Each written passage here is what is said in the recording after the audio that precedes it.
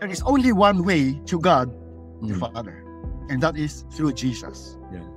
But there are many ways to Jesus. Yeah. It can be through Mary, it can be through a denominational church, it can be through Calvin, it can be through Marx, and it can be through Muhammad.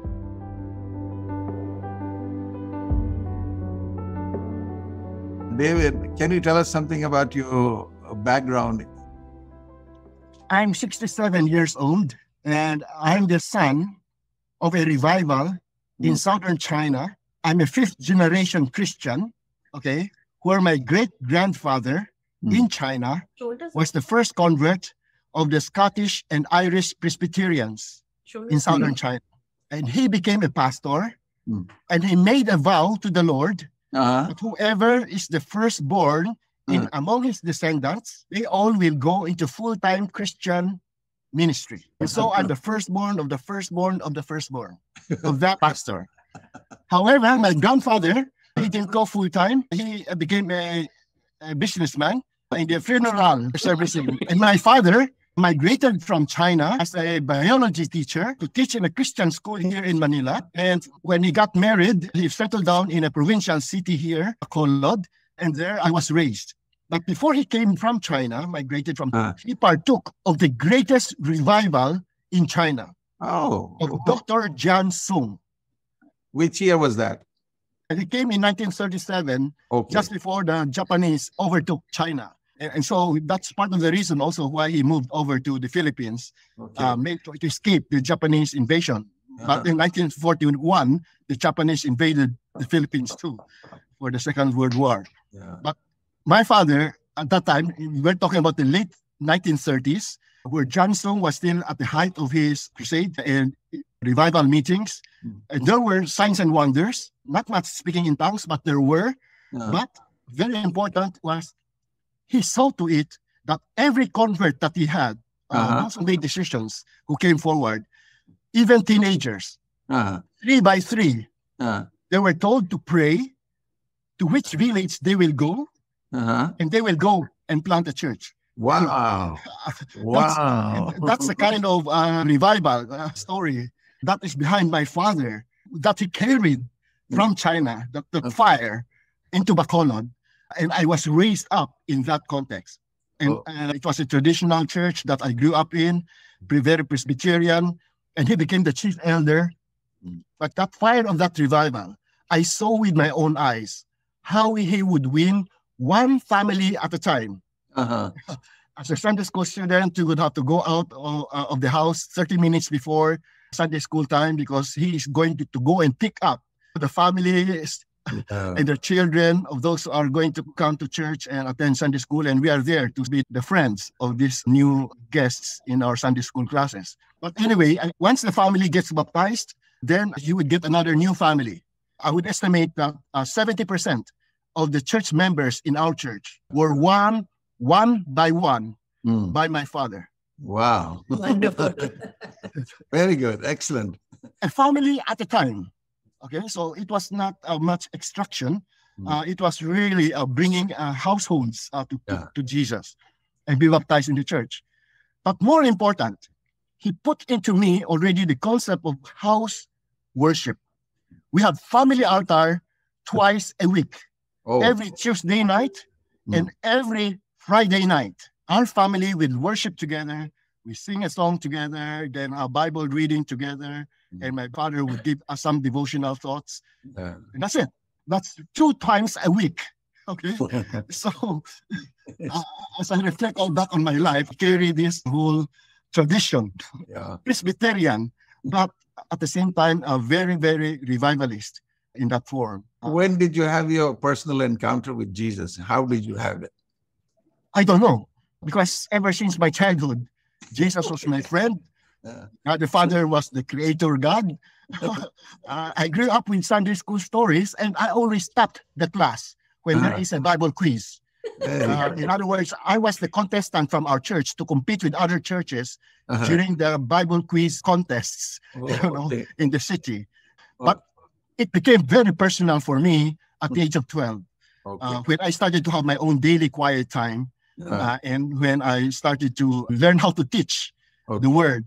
at the age of 14 or 15, I was forced to become the youth fellowship president as a 14-year-old. My parents arranged for me to exchange with the vice president so that I can have time to learn.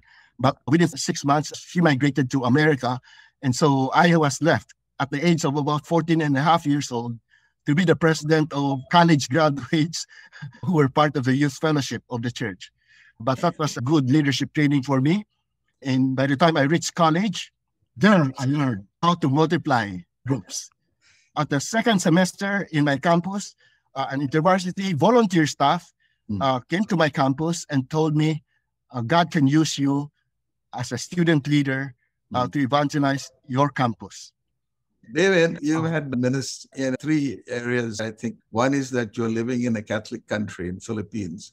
So you have something on them. And then you are with the Buddhists in neighboring countries. And so you have a special interest among Buddhists. And then you have special interest in China. That's right. When the charismatic renewal started in 1975, at that time, I was already teaching to the evangelicals that we need to work with the Catholic charismatic renewal. And I'm glad the house church movement here works closely with the charismatic renewal. As the Philippines now is 95% Christian, okay? Yeah. Evangelicals, about 10%. Roman Catholics, about 82%. The other 3% are cults. But nevertheless, they use the Bible, and they may have a difficulty with their Christology. But the Catholic Church is 80% charismatized. In other words, the charismatic renewal grew and expanded and became the answer to my prayers, because I said by 2020, the Roman Catholic Church will be an evangelical church. Through the insider approach, how any Catholic who becomes a Christian, let them remain Catholic. Do they have house churches? And if they have, what do they call those house churches? Within the Catholic tradition, they have what they call domestic church. Okay. Every mother has the obligation, every 6 o'clock p.m., they lead the novena, the family in worship. Okay, pray to Jesus in Mary's name. But from my ecumenical explanation, I see there is only one way to God, the Father, and that is through Jesus. Yeah. But there are many ways to Jesus. Yeah. It can be through Mary. It can be through a denominational church. It can be through Calvin. It can be through Marx. And it can be through Muhammad. Wow. Okay? In other words, people can come to Isa al-Masih. People can come in Buddhist tradition, the Maitreya Buddha, because Buddha predicted that there will come a prophet better than him who will bring enlightenment. That will be the final revelation of reality, of nirvana. Okay? As you can say, that to a Buddhist, the Maitreya has come, and he is in the form of Jesus of Nazareth. Then Jesus is the answer. But the way we package Jesus is to what I would call imprisoned in the Nicene Creed. Okay, but that's another story. But very important is they need to have an encounter with the Jesus of the Bible. And that Jesus of the Bible, we can attach to him, or we can have faith in him through different means. We have communists in China who have started to follow Jesus because my missionaries there can say that the one who introduced classless society, where everybody shares everything and that there's no gap between rich and poor, that everybody pulls all the resources together, that came from Jesus. Marx, copied from the book of Acts, chapter 2. So in other words, we just have to contextualize Jesus in the cultural understanding of everybody. And the culture is always primarily good. That's lacking. But that is because of the doctrine of the common grace, which is very weak in evangelicalism. Okay, we specialize so much on the special grace of Jesus Christ hanging on the cross and rising from the dead and his coming back. But the missing link, as the liberals will normally tell us, we have got the king, but we don't have the kingdom. Whereas they have the kingdom, but they don't have the king. And so to combine the king with his kingdom is the main task of the church. And the evangelical church, mastering the king, do not know what his kingdom looks like on earth, because they only look forward to be raptured, to go to heaven and have the kingdom out there in heaven and not on earth. But Jesus said the kingdom is within you. It is among you. Among you, that's right. That is, and it is, the kingdom is abundant life for all. Yeah. Okay? Yeah. And this abundant life for all on earth. No? So when we pray, your kingdom come on earth, we are really saying that the will of God to have abundant life for everyone. You're not preaching prosperity gospel, no. I always say that we preach not just the prosperity gospel for the poor, but we preach also the generosity gospel for the rich. Oh. Okay? So in other words, the poor indeed needs to prosper. But when they reach prosperity, they must learn how to care and share. So we're creating a caring and sharing society where love your neighbor is implemented on earth. Yeah. Every family will be blessed, just like Yahweh promised Abraham and covenanted with him that through you and your seed, every family on earth will be blessed. Abundant life for all, every family. Genesis 12:3, yes. David, you have thousands of Filipino girls going into Gulf countries and other countries as helpers. How are you training them to be witnesses, or what are you doing about that? Since the 1990s, before I took over the Philippine Missions Association, Yeah. there were some, even bishops, who were training Filipinos who will become maids or caregivers in Israel, to become maids for Palestinian rich and for Jewish rich, to be caregivers, to become servants, truly servants, yet to plant Jesus into that family and to turn those family into a house church. That was already happening in the 90s. Now, this has expanded to maids going to Hong Kong or to Singapore. Whoever we can train, we train them. Of course, we know that this is a punishment from God because of what Marcos did. And in 1975, because of the poverty that happened in this country, because he stole the money and put them in Swiss banks. And so the economy started going down. Our construction workers, our best carpenters have to go and work in Saudi Arabia and in UAE and build all the skyscrapers there and all the beautiful golf courses, etc. And the beautiful mosques. But they pray over those mosques and say, Lord, turn this into cathedrals. They are went in as construction workers so that the mosques that they build will become cathedrals. But in the house church model, they say, no, they should not be religious buildings. They must become multi-purpose buildings that will serve the poor. And that's another dimension of my commitment, which is to be holistic in our approach. It must always be the gospel for the poor. David, you've done a lot of work, written a lot on contextualization, special relation to Buddhists and others. What do you have to say about that? The easiest is for Muslims. In the Philippines, in the year 2000, our top missiologist, Met Castillo, he asked his fellow Christian and Missionary Alliance pastors in Mindanao, in the territory of the Muslims, and asked them, did you pray for the Muslims? He asked 10 pastors, what was their answer of these local churches among Muslims? It said they did not pray about them at all. They did not pray for the Muslims. One said, we prayed that the government military will be able to eliminate them.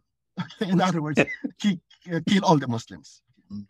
The other one, he said, we prayed that leave us alone. Let the Muslims not touch us. Okay? In other words, they're afraid of the Muslims. On the other hand, the national director of Philippine Council of Evangelical Churches, at that time, Florentino de Jesus just retired, and he went back to Zamboanga, his own hometown, and he had a Love Your Neighbor ministry for the Muslims. And they have failed in the sense that they learned that by year 2000, that all the Muslim converts there had to flee to go to Central Luzon because they were targets for assassination or killing by their own fathers. Because there is a war between Christians and Muslims in Mindanao, but also within the Ummah, within the Muslim community, any convert to Christianity is target for killing, for bringing shame to the family. The father must kill his son or his daughter or even his wife.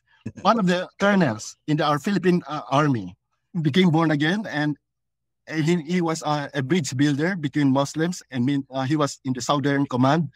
There was a total war of the president in 1998, and they were supposed to massacre the Muslims. But he saw to it that the war did not result in massacres, that there was friendship building between Christians and Muslims. A group of pastors who came from Luzon came with their mission fund and asked him, what do we do with the funds in our mission here to the Muslims? And he told them, ask them. And these pastors asked the Muslim imams and the community leaders, what do we do with these funds? And we trained them, okay, these pastors, that the best question when you go into any community is to ask just one simple question. What do you need? What is their felt need? And they said, we need to repair 2 of the mosques that were destroyed during the war. And so the mission fund, sacrificial giving of the churches in the zone were used to repair 2 mosques. So they came back, and the pastors also contributed their labor. They helped construct those mosques and bought the materials for the mosques repair. The second time, they asked the community, what do you want to do with this money? They said, we would like to build another mosque. To make the long story short, just before the mosque was inaugurated, they asked, why are you different from all the other born-again pastors that we met? And they said, because we love you. And they said, wow, very different. Why do you love us? And so they told the story of Jesus, and they showed the Jesus film, and they had a great evangelistic crusade, and the whole community was baptized. Here is who I call the incarnational approach of Jesus. And if I have time, I'll be quoting Bible verses as to how Jesus never created another Christian community. The transformation is from within. You plant a person of peace who stays in the community to transform it. Unlike our traditional method, where this person of peace gets kicked out and does not function and cannot convert the community or his tribe. 20 years ago in the Philippines, there was a very incarnational approach how to reach Muslims, and that's how I trained up my missionaries to Buddhist countries and even to communist countries in China. Let me now tell about China, because that's where I also learned how the Chinese house churches don't just know how to grow spiritually, but they know how to multiply physically. Just like what I learned when I was in college with InterVarsity. Let me tell first my student to emphasize that this can be done by any ordinary believer. The textbook that we had in InterVarsity was Grow and Multiply. And so I learned how to grow. Spiritually, the traditional churches, or at least the paradigm even of InterVarsity, is that you don't multiply much. Because you grow it by increasing. If you have new converts, you add it to your group. Okay? So it becomes a fellowship. And later on, it will become a church, a local church, once it gets for formally. But multiplication is not that. I learned that my cell group that I had on Friday mornings does not need to mix with the cell group that I had on Monday mornings. And they do not need to meet with my cell group in a Wednesday afternoon. In other words, I have 3 or 4 cell groups happening, and each of them were growing, and I just meet the leaders of these cell groups. But more important, no need for them to gather. They do not get into the habit of having large gatherings. Each cell group is autonomous, and each member is trained to start their own cell groups. So we're actually implementing 2 Timothy 2:2.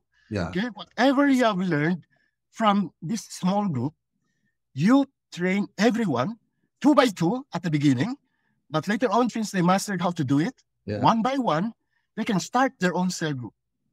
This is transferred now to my missionary training to send missionaries to China. I just send ordinary college students. Some are accounting graduates, some are nurses. The Filipino has this big advantage like Indians. We are English speaking. Filipinos have the gift of teaching. They have the patience and the grace to patiently teach people. And even I would say mentoring people. And so what I just need to teach them is how to multiply cell groups in China. And so literally I tell them like in Luke chapter 10, verse 4, don't bring a big luggage, don't bring a big cash, and you just don't also bring a second pair of shoes. Okay. And what you do is just go and teach good English. Yeah. Be a good teacher. Become the best teacher, English teacher in the campus. Yeah. Why? Your big assignment is really to change China. Transform China. And the people who are learning English today in the universities of China are going to be the future medical doctors, future scientists, future engineers, and future nurses and doctors of China. But most important are the engineering department, because all the big top Communist Party leaders are engineers. They come from the engineering department of the universities of China. Now, 99% of university students in China are card-carrying Communist Youth League members, okay? Don't pull them out. Don't never surrender their Communist Party affiliation. Just like those of us who are in the capitalist society, we don't resign from being capitalists. Convert them, disciple them, form them into cell groups. You bring only your English Bible and disciple them in English. Disciple the best English students you have in your English classes. And then let them go and buy their Chinese Bible from a Chinese church or from a Chinese bookstore. And they are going to disciple their disciples in Chinese with their Chinese Bible. But you, without learning a single word of Mandarin, you go and learn Mandarin with your first personal piece, because normally the university will assign the best English student to hang with them and lead them around to the carinderia and to the canteen and to the grocery and the supermarket to buy their goods and to give a tour around the city. That actually is your man of peace, your person of peace. That best English student in the university who is your guide to China becomes your first person of peace. And this person just needs to bring in 2 others. So the 3 of them will bring in 3 others. So that becomes 12. 3 will bring in 3, that's 9. 9 new disciples plus the 3, you've got 12. Disciple this 12. Yeah. To disciple 2 by 2, disciple 12. Yeah. And that's the scheme that we use now. Not just for China, but for all Filipinos who go overseas, they bring a bookmark. The front page, we call it Company 3, is you disciple 2 or 3. Okay? Out there. The first page is, what are the questions that you ask? Okay? For your 2-hour session together. Yeah. And the back page are the 30 chronological Bible stories that you let them study from Genesis 1 to Acts 28. Stories. Okay, where Paul's theology also in his sermons in Acts are listed here. Very important, because it is stories that change people's worldview. Not theology, not the catechism of the Catholic Church, but Bible stories. All listed here. We learned actually from the New Tribes missionary who was in Palawan, and he helped the New Tribes to go into chronological Bible storying. And those main digested best passages for worldview change, how they can worship Jesus as the Christ, is found here, beginning from the creation story in 30 stories. And then let them review this and review. They don't even need to have the entire Bible. They just need to have these passages memorized to read again and meditated upon, so that this really become part and parcel of their mentality and their worldview.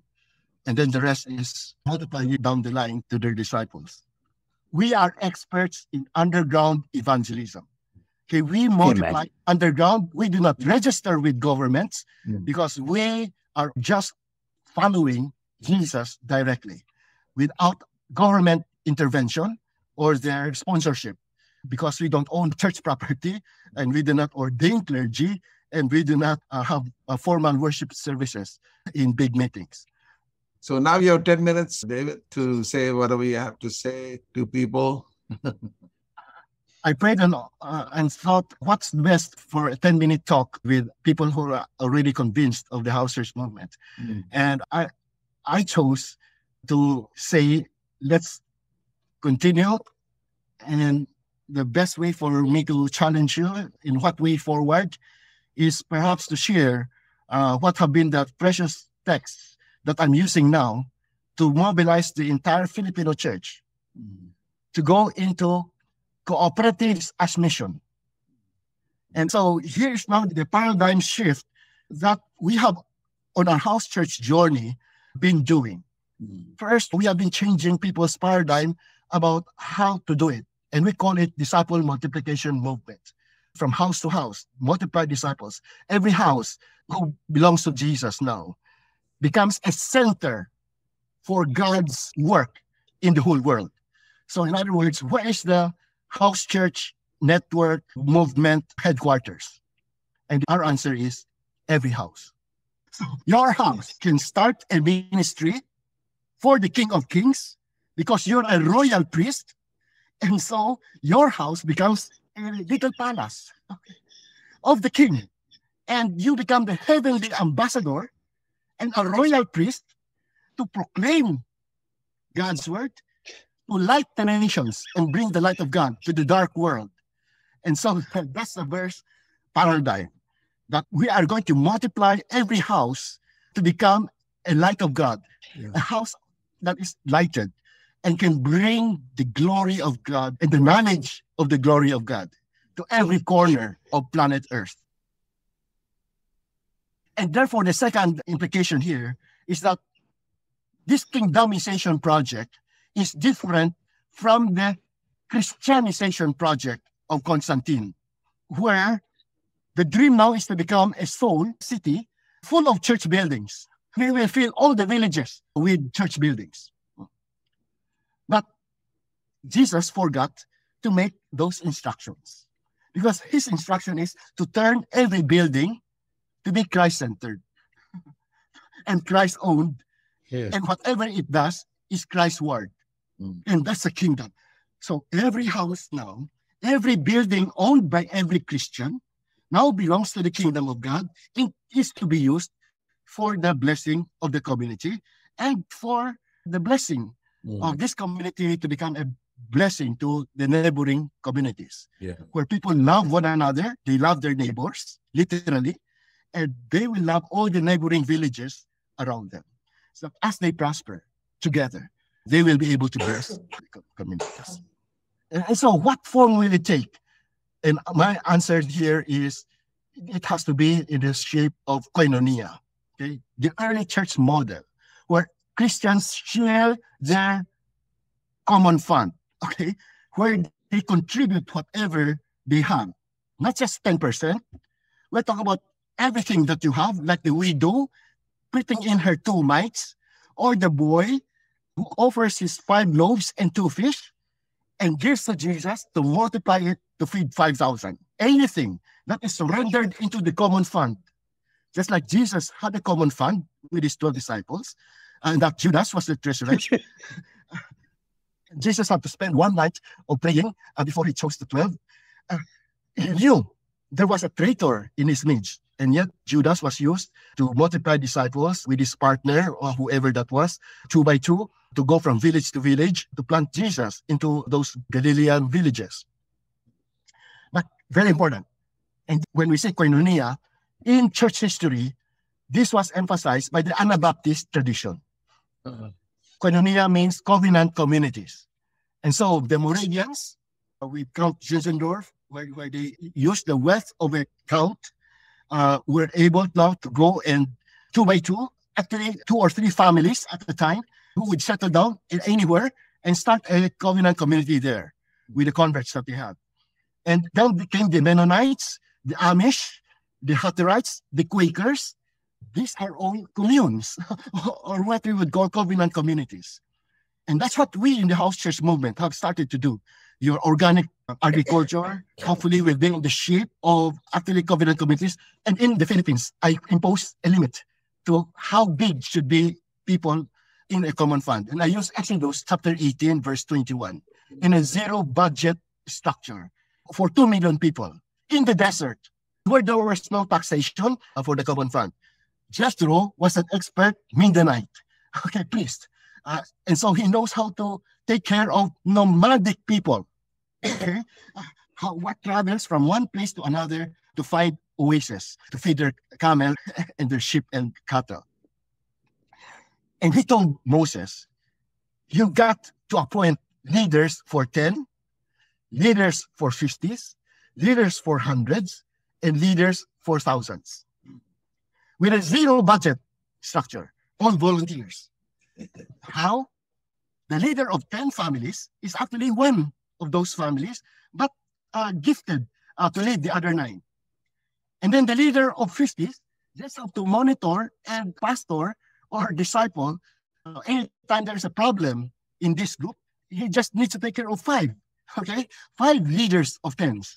So he's the leader of 50s.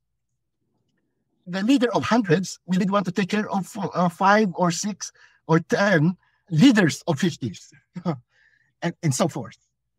But the key is you've got to have a very decentralized structure, a cell group structure, where you have families of 10 fellowshipping together and pulling the resources together and go into business together.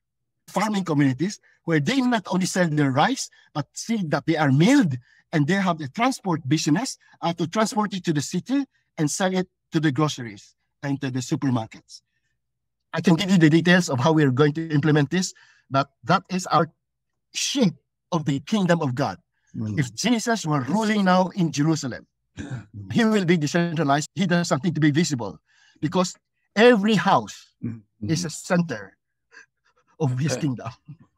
And 10 becomes very powerful to change their village. If you're in a communist society, to change their commune.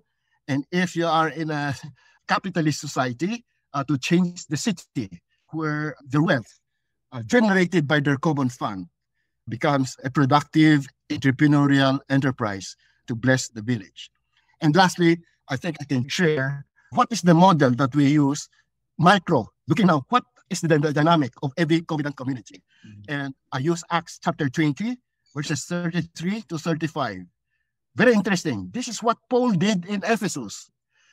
And we know in Acts chapter 19, verse 10, he just had 2 years in Ephesus, but the whole of Asia Minor, present-day Turkey, where Galatia, Colossae, and Troas were. And the 7 churches in Revelation chapter 2 and 3. Paul just in Ephesus for 2 years was able to get the whole Asia, both Jews and Greeks, to hear the word of God and to be discipled. Very important. What did he do actually in his covenant community, in his koinonia? And so Acts chapter 20, verses 33 says, first, I did not covet any person's wealth. Okay. We do not covet gold or silver. I did not dream of getting a swimming pool. If we did that as a swimming pool, it will be shared with the community. If I have a good bed, I want everyone in my team, as well as in our neighborhood, to also have a soft bed. So in other words, it is a communal understanding of not coveting, not accumulating, hoarding wealth, but it is shared wealth.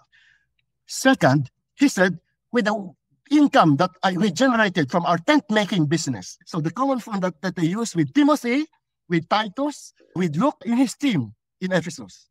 They tent-make together, and so they generated funds together and shared it together, addressed the needs. And lastly, in verse 35, he said, what extra we had, we give to the weak, meaning to the poor, which means that their common fund also had what Zacchaeus also did. The half of his wealth was made to help the poor. He started a foundation to help the poor in the proper way. And that's another big chunk of my lecture on how to actually help the poor. But in summary, helping the poor in the best way is to help them start a savings program in their cell group, that they pool their resources together and they go into business together. And that's why I call it cooperatives as mission. Now, most cooperatives in the Philippines failed. And so we have to redeem that name and that concept by having miniature co-ops rather than having giant co-ops. Mm. Very important now is this whole idea that we are going to do cooperatives planting rather than traditional church planting. Covenant community planting rather than church planting. Which are religious structures, whereas the co-ops are actually community structures that supplement the economy of that community, because no community is really poor. Because if they are really poor, their babies would have died of hunger or malnutrition. If they are really poor, their men will not get drunk with alcohol weekly. Okay, if they have no money in the urban poor, they would have no money to bet in the lotto. They have, but without Christ, they are not good stewards of those little that they have. So what Jesus will do, and we said Jesus is always the answer to their economic poverty, is because they do not know how to steward the little that they have. And it is through cooperativism that they are mentored and discipled how to be good stewards for Jesus, their King, and to enrich planet Earth with their portion of the land that they have, in order to generate wealth, not just for themselves, but to help the poor in their community. The Lord bless you and keep you. The Lord make his face to shine and be gracious unto you. Lord, lift up his countenance upon you and give you shalom. And give you shalom. Amen.